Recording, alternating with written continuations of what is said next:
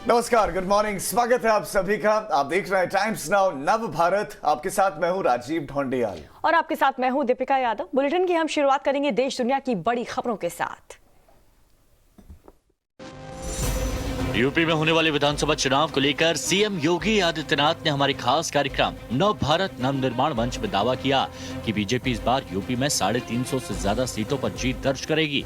इसके अलावा उन्होंने भरोसा दिया कि इस बार भी वो ही सूबे के सीएम बनेंगे। उन्होंने नव भारत नव निर्माण मंच कार्यक्रम का एक क्लिप भी अपने ट्विटर अकाउंट पर शेयर किया। योगी जी, 35 साल से उत्तर प्रदेश में कोई भी मुख्यमंत्री दोबारा चुनकर नहीं आया। मैं आऊंगा ना। आपने मुझे सवाल ही नहीं पूछने दिया। मैं से यही पूछ रही थी कि ये रिकॉर्ड आप तोड़ सकते हैं। मैंने रिकॉर्ड तोड़ने के लिए ही आए हैं हम लोग। तो कितनी सीटें आएंगी? 312 थी पिछली बार और अखिलेश जी बोल के गए 400। मेरा जो ट्रेंड चल रहा है ना, आप मुझसे नोट करके रखना, 350 से कम सीट बीजेपी लेके नहीं आने वाली है।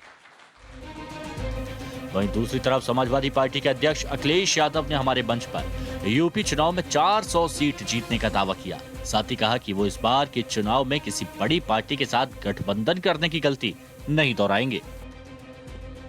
उत्तर प्रदेश की जनता, हो सकता है समाजवादी पार्टी और समाजवादी पार्टी के जितने भी साथी गठबंधन के होंगे उन्हें 400 सीटें जिता दे। राहुल गांधी एक बार फिर बीजेपी के निशाने पर आ गए हैं। उन्होंने दिल्ली में अखिल भारतीय महिला कांग्रेस के स्थापना दिवस पर हुए एक कार्यक्रम में आरएसएस और बीजेपी पर निशाना साधा और कहा कि दोनों महिला शक्ति को दबा रहे हैं और देश में भय का माहौल पैदा कर रहे हैं। राहुल ने लक्ष्मी, दुर्गा और सरस्वती को परिभाषित करते हुए लिखा कि संघ और बीजेपी उनकी शक्तियों को छीनने में लगी है। कहीं लक्ष्मी को मारते हैं, कहीं दुर्गा को मारते हैं और फिर कहते हैं हम हिंदू हैं। ये किस प्रकार के हिंदू हैं? ये झूठे हिंदू हैं। ये हिंदू धर्म का प्रयोग करते हैं, ये धर्म की दलाली करते हैं। राहुल के इस बयान पर बीजेपी भड़क गई और उसने उन पर देवी देवताओं का अपमान करने का आरोप लगाते हुए जोरदार प्रहार किया। राहुल गांधी जी ने पुनः हिंदू धर्म की भावनाओं को आहत किया है। मां लक्ष्मी, मां दुर्गा, मां सरस्वती करोड़ों लोगों के भावनाओं के केंद्र हैं। यही नहीं, राहुल गांधी के इस बयान पर मध्य प्रदेश के बीजेपी विधायक रामेश्वर शर्मा तो इतना आग बबूला हो गए कि उन्होंने राहुल गांधी के खिलाफ केस दर्ज करवाने तक का ऐलान कर दिया। आपके खिलाफ एफआईआर दर्ज भी कराई जाएगी और आपने जो हिंदुओं का अपमान किया है, आप सहित पूरी कांग्रेस को हिंदू और हिंदुस्तान से माफी मांगनी होगी हिंदू देवी देवताओं के अपमान के कारण। मैं एफआईआर कराऊंगा। गुजरात में भूपेंद्र पटेल सरकार के नए मंत्री आज पद और गोपनीयता की शपथ लेंगे। शपथ कार्यक्रम दोपहर 1:30 बजे राजभवन में होगा। ये कार्यक्रम कल यानी बुधवार को होना था, लेकिन गुजरात बीजेपी में मचे घमासान की वजह से उसे रद्द करना पड़ गया था।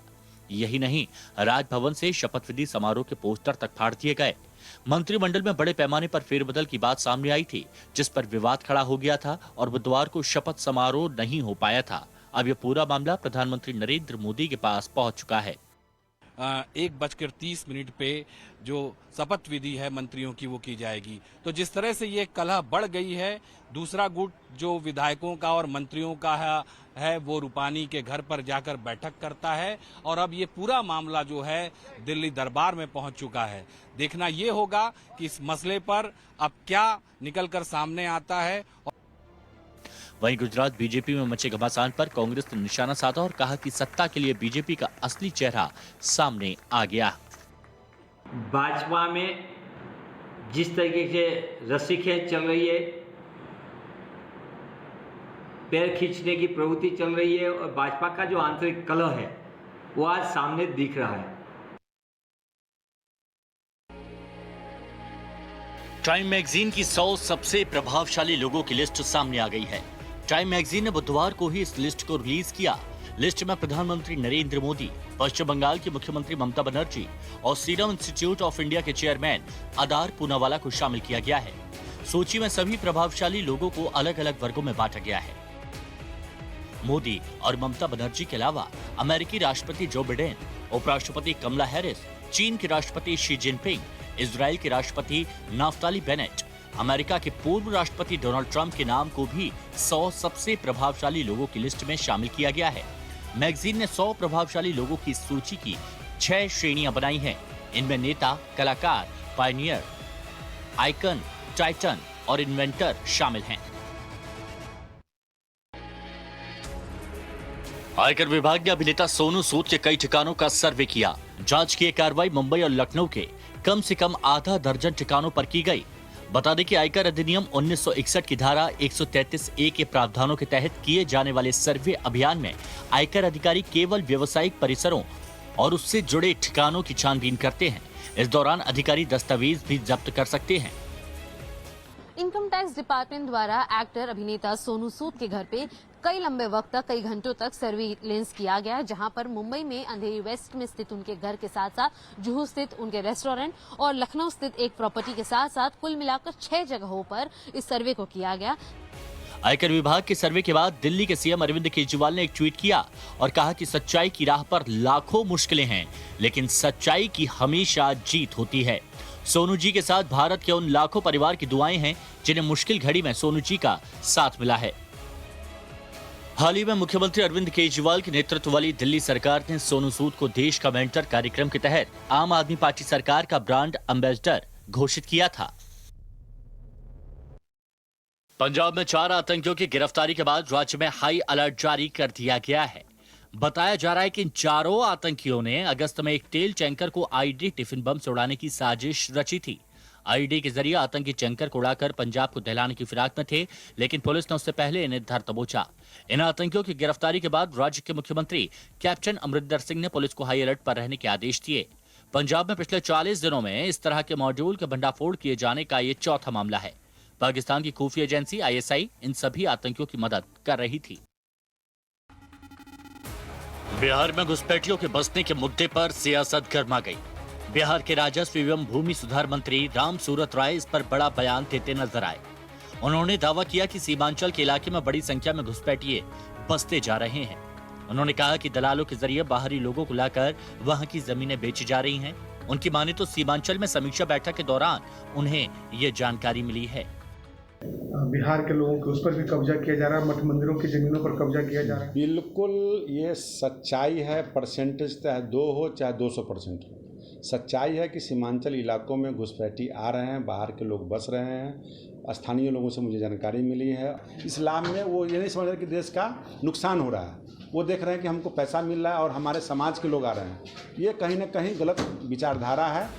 दूसरी तरफ विरोधियों ने उनके इस बयान की निंदा की और उनके दावे को पूरी तरह गलत करार दिया कि निराधार तथ्यहीन बातें करके हमको नहीं लगता है कि कोई संजीदा और संवेदनशील व्यक्ति, केंद्र और राज्य की सरकार और दोनों NDA की सरकार और इस तरह की बातें, ये बड़ा बेतुका। एक भी कहीं कुछ है ही नहीं है।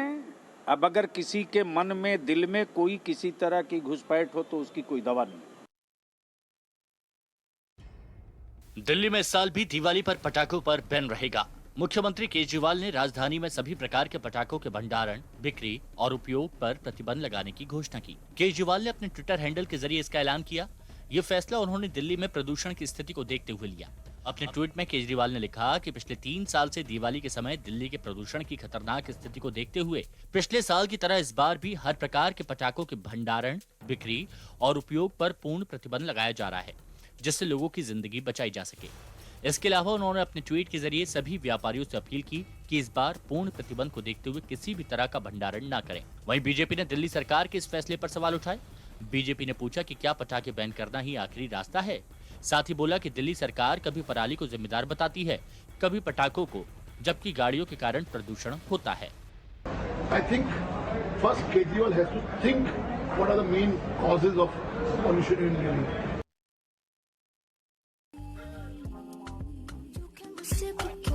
मध्य प्रदेश के इंदौर में वायरल हुए वीडियो पर पुलिस ने एक्शन लिया है। पुलिस ने वीडियो में दिख रही लड़की के खिलाफ केस दर्ज किया है। इंदौर के विजयनगर थाने में केस दर्ज हुआ। वायरल वीडियो में दिखा कि लड़की रेड सिग्नल होने के बाद जेब्रा क्रॉसिंग पर पहुंचती है, वहां डांस करने लगती है।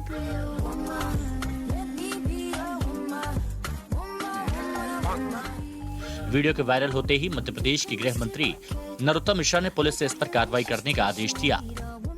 मेरे ध्यान में ये विषय आया है और ये जो उन्होंने किया है, भाव उनका जो भी हो, पर तरीका गलत था और मैं निर्देशित करूंगा कि इन पर मोटर न्याय अधिनियम के तहत कार्रवाई की जाना चाहिए, जिससे ये परंपरा आगे न बढ़े और ज्यादा विकसित न हो। नरोत्तम मिश्रा के आदेश के बाद पुलिस ने भी मामले में एक्शन लेने में देर नहीं लगाई, क्योंकि इसमें जांच की जा रही है और आगे आने वाले समय में जो भी इसमें संबंधित होगा उन पर कार्रवाई की जाएगी। भविष्य में भी कोई अगर इस तरीके से बीच सड़क पे इस तरह के स्टंटबाजी करेगा या लोगों की जान खतरे में डालेगा तो निश्चित रूप से उन पर कानून के हिसाब से कार्रवाई। वहीं वीडियो में दिख रही लड़की ने इस पूरे मामले पर अपनी सफाई दी। I didn't break any rules. I was wearing a mask and I did that when the signal was red. Himachal Pradesh के किन्नौर में लगी भीषण आग में 6 घर जलकर राख हो गए। बताया गया कि ये आग एक घर में रखी सिलेंडर से गैस लीक होने की वजह से लगी, जिसने देखते ही देखते भयंकर रूप ले लिया और आसपास के कई और मकानों को भी अपनी चपेट में लिया। ये घटना दोपहर में घटी, जिसके बाद वहां अफरा तफरी मच गई। बताया गया कि हादसे में मकानों में रखा सारा सामान जल गया है। इस अग्निकांड के कारण लाखों की संपत्ति का नुकसान हुआ। हालांकि इस दौरान किसी के हताहत होने की कोई खबर नहीं है। हादसे की खबर मिलते ही फायर ब्रिगेड की टीम पहुंची और वक्त रहते आग पर काबू पा लिया, नहीं तो नुकसान और बढ़ सकता था।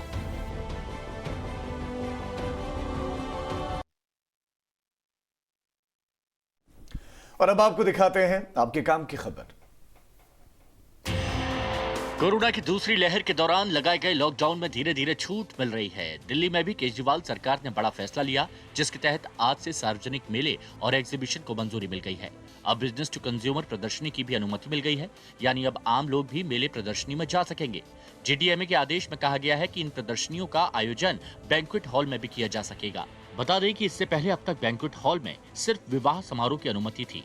हालांकि इस दौरान स्टेक होल्डर वाणिज्य और उद्योग मंत्रालय के बनाए गए नियमों का कड़ाई से पालन करना होगा। अब मोबाइल यूजर को बार बार केवाईसी कराने से छुटकारा मिल जाएगा। इसके लिए सरकार ने नियमों को आसान कर दिया है। दरअसल अभी तक नए कनेक्शन या नंबर को पोस्टपेड या प्रीपेड कराने पर केवाईसी कराना होता था, जिसके लिए फिजिकल फॉर्म भरना होता था। लेकिन अब ये काम टेलीकॉम कंपनियां डिजिटल माध्यम से करेंगी। नए नियमों के अनुसार आप सिम देने वाली कंपनी के ऐप के जरिए सेल्फ केवाईसी कर सकेंगे। इसके लिए आपको मात्र ₹1 देना होगा। अभी तक अगर कोई मोबाइल यूजर को अपने प्रीपेड नंबर को पोस्टपेड में या पोस्टपेड को प्रीपेड में चेंज करवाना होता था, तो उसे हर बार केवाईसी प्रोसेस पूरी करनी होती थी। लेकिन अब सिर्फ एक बार ही केवाईसी करानी होगी। आज आधार कार्ड कितना जरूरी है, ये किसी से छुपा नहीं है। हर सरकारी काम में आधार कार्ड की जरूरत होती ही है, लेकिन आधार कार्ड के गलत इस्तेमाल से आपको परेशानियों का सामना भी करना पड़ता है। ऐसे में अब इससे बचने के लिए आधार कार्ड ऑनलाइन या ऑफलाइन वेरीफाई करना होगा। ऑनलाइन आधार को वेरीफाई करने के लिए सबसे पहले आपको resident.uidai.gov.in/verify पर जाना होगा। इसके बाद अपना 12 अंकों के आधार नंबर को डालना होगा। इसके बाद आपको कैप्चा वेरिफिकेशन वाले विकल्प पर जाकर वहां दिए गए कैप्चा कोड को इंटर कर प्रोसीड टू वेरीफाई के ऑप्शन पर क्लिक करना होगा, जिसके बाद आपका आधार वेरीफाई हो जाएगा।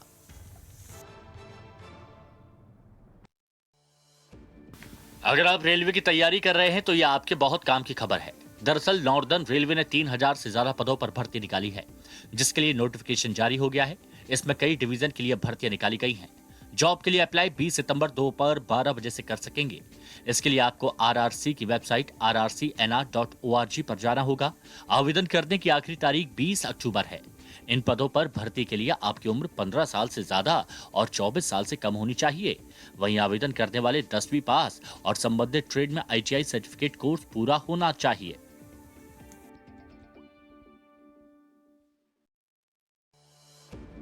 NIOS यानी national institute of open schooling में करीब 115 पदों पर भर्तियां निकली हैं। NIOS ने डायरेक्टर, जॉइंट डायरेक्टर जैसे पदों पर सीधी भर्ती के लिए नोटिफिकेशन जारी किया, जिसके लिए आवेदन की लास्ट डेट 10 अक्टूबर रखी गई है। इच्छुक उम्मीदवार NIOS के ऑफिशियल वेबसाइट ios.ac.in/वैकेंसी पर जाकर अप्लाई कर सकते हैं। इसके लिए हर वर्ग के लिए अलग अलग शुल्क रखा गया है। ग्रुप ए पोस्ट के लिए जनरल और ओबीसी वर्ग को 750 रुपए, ग्रुप बी पोस्ट के लिए जनरल और ओबीसी वर्ग को 500 रुपए देने होंगे। वहीं ग्रुप ए और बी पोस्ट के लिए SC, ST और EWS वर्ग को 250। इसी तरह ग्रुप सी के लिए 150 रुपए के अलावा 50 रुपए प्रोसेसिंग फीस देनी होगी। अब्बा जान वाले बयान को लेकर के एक बार फिर से योगी आदित्यनाथ ने अखिलेश यादव पर निशाना साधा। नवभारत के नवनिर्माण मंच से मुख्यमंत्री योगी आदित्यनाथ ने कहा कि उन्हें जो संदेश देना था वो यूपी की जनता समझ गई है।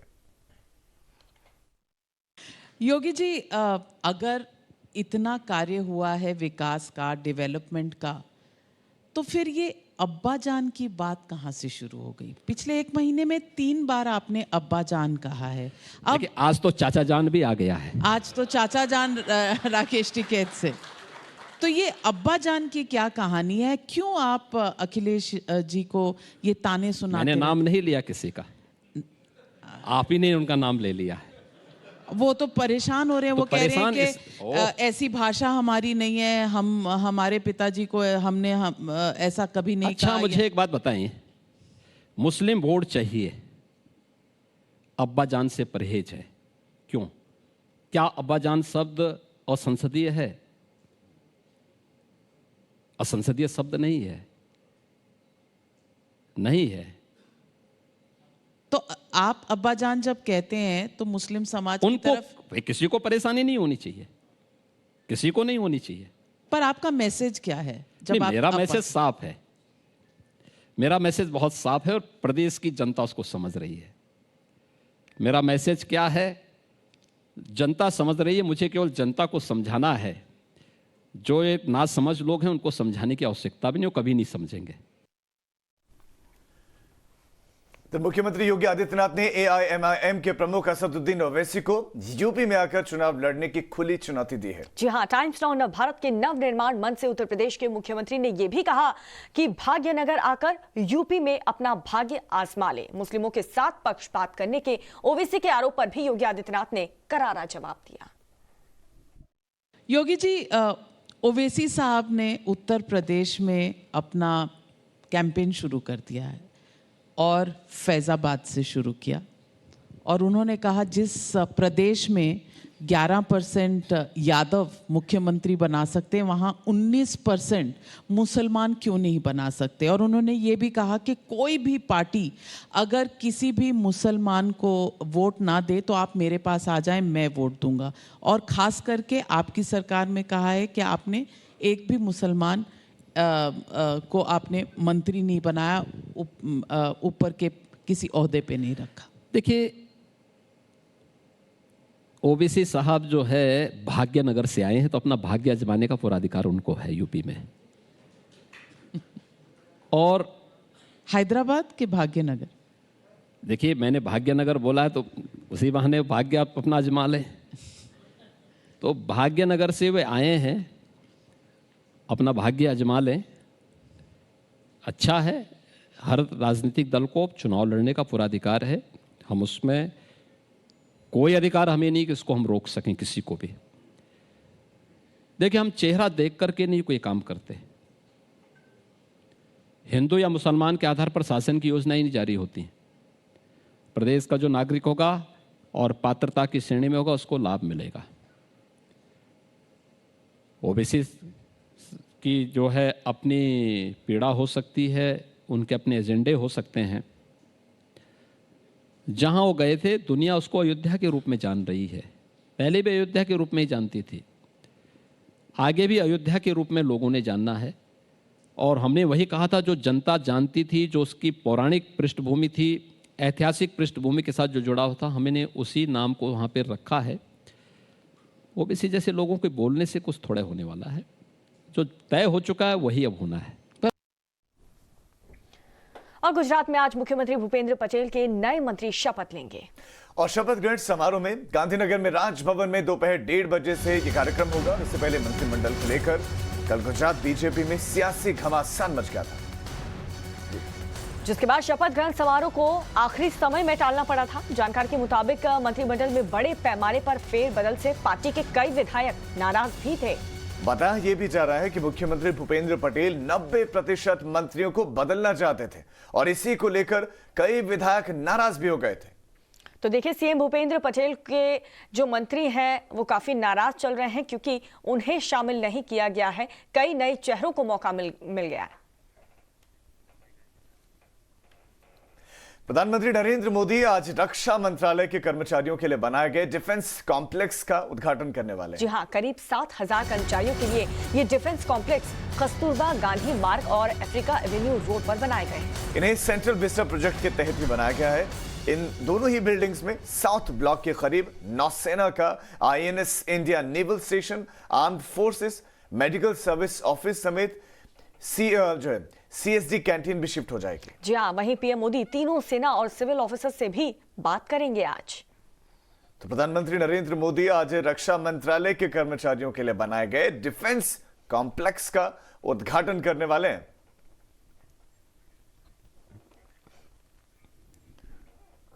और इसी के साथ फिलहाल रुक रहे एक बहुत छोटे से ब्रेक के लिए। हम फौरन लौट रहे हैं, आप देखते रहिए टाइम्स नाउ नव भारत।